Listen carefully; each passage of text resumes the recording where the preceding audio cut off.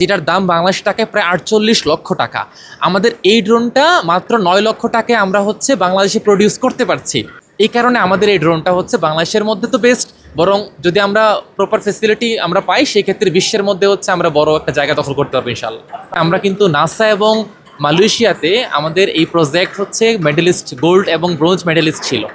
আমরা হচ্ছে বাংলাদেশের সেরা তরুণ ধাবক হিসেবে ভূষিত হয়েছিলাম, বেস্ট ইয়ং ইনোভেটর, যেটা কিনা বিজ্ঞান প্রযুক্তি মন্ত্রণালয় হচ্ছে অর্গানাইজ করে।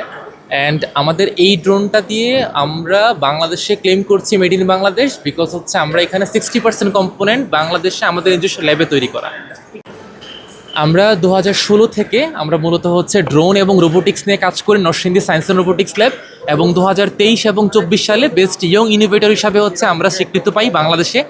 এবং আজকে যে ড্রোনটি আমরা দেখতে পাচ্ছি মেড ইন বাংলাদেশ ড্রোনটি, এই ড্রোনটি আমরা এখন কমার্শিয়ালি ম্যানুফ্যাকচারের জন্য রেডি, কারণ আমরা এর আগে প্রায় 12টা ড্রোন অলরেডি ডেলিভার্ড করেছি, সেল করতে পেরেছি। আর বাংলাদেশের বাহির থেকে দু একটা দেশ থেকে হচ্ছে ইনভেস্টমেন্ট অপরচুনিটি আমাদের এসেছিল। পরিপূর্ণ বাংলাদেশের হচ্ছে নীতিমালা না থাকার কারণে তারা হচ্ছে ইনভেস্ট করতে রাজি হয়নি। বাংলাদেশ গভর্নমেন্টের সাথে হচ্ছে আমরা চেষ্টা করছি নেগোশিয়েট করার, যেটা নীতিমালা তৈরি করে আমাদেরকে একটু সাপোর্ট করার। এখনও পর্যন্ত যদিও আমরা কোনো আলোর মুখ দেখতে পাইনি, আমরা আশা করছি যে গভর্নমেন্ট হচ্ছে আমাদের এই রোবোটিক্স বা ড্রোন ইন্ডাস্ট্রিতে হচ্ছে সব থেকে বড় ভূমিকা পালন করবে আমাদের সহযোগী হিসাবে ভূমিকা পালন করার জন্য।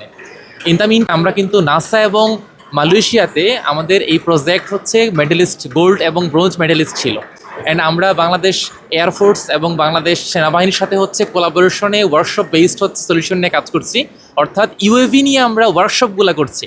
অ্যান্ড বাংলাদেশের প্রত্যেকটা প্রতিষ্ঠানে, শিক্ষা প্রতিষ্ঠান যেমন স্কুল, কলেজ এবং মাদ্রাসাতে আমরা ড্রোন নিয়ে হচ্ছে বিশদ ওয়ার্কশপ আলোচনা করছি।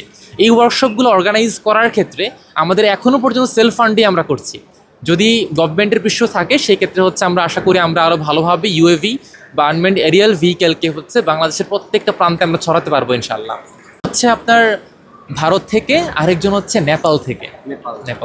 আর বাংলাদেশের বাহির থেকে তানজানিয়া থেকে হচ্ছে আমাদের কোটেশন আসছিল যে আমরা এগ্রিকালচারের জন্য ড্রোন তৈরি করে দিতে পারবো কিনা। এবং বাংলাদেশ থেকে আমাদের বিভিন্ন পারপাসের বিভিন্ন টাইপের কাস্টম ডিমান্ড আসছে, অর্থাৎ মানুষের যেই নিড ওই নিড অনুযায়ী আমরা করতে পারবো কিনা। না, এটা করা হয় না, কারণ হচ্ছে ওই যে রেগুলেশন ওয়াইজ হচ্ছে আমরা তো লার্জ স্কেলে হচ্ছে আমরা লং রেঞ্জে করতে পারছি না। এইটা সর্বোচ্চ 40,000 মিটার পর্যন্ত রেঞ্জ পায়। কিন্তু সমস্যা হচ্ছে আমি যদি এটা বাস্তবায়ন করতে চাই আমাকে সিভিল এভিয়েশন থেকে শুরু করার অনেক জায়গাতে পারমিশন নিতে হয়, সেটাও করা যাচ্ছে, কিন্তু এর জন্য স্পেসিফিক কোনো রেগুলেশন এখন পর্যন্ত তৈরি করা হয় নাই, যে কারণে আমরা কিন্তু প্রডিউসও করতে পারছি না সেভাবে। সো সরকারি পৃষ্ঠতা পেলে তাহলে আমরা হয়তো আশা করতে পারি যে আমরা ম্যানুফ্যাকচার করতে পারবো। বাট আমাদের এই ড্রোনটার বিকল্প যদি কনসিডার করি, ডিজের এগ্রিকালচার ড্রোন রয়েছে যেটার দাম বাংলাদেশ টাকায় প্রায় ৪৮ লক্ষ টাকা। আমাদের এই ড্রোনটা মাত্র ৯ লক্ষ টাকায় আমরা হচ্ছে বাংলাদেশে প্রডিউস করতে পারছি, এবং এতটা কস্ট এফিসিয়েন্ট যে এটা প্রায় 40,000 মিটার রেঞ্জ পায়, এবং একই সাথে প্রায় 1 ঘন্টা 20 মিনিট ফ্লাইট টাইম পায়।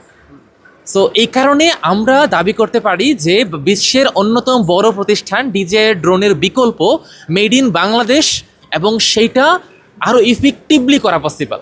এই কারণে আমাদের এই ড্রোনটা হচ্ছে বাংলাদেশের মধ্যে তো বেস্ট, বরং যদি আমরা প্রপার ফেসিলিটি আমরা পাই সেই ক্ষেত্রে বিশ্বের মধ্যে হচ্ছে আমরা বড় একটা জায়গা দখল করতে পারবো ইনশাল্লাহ।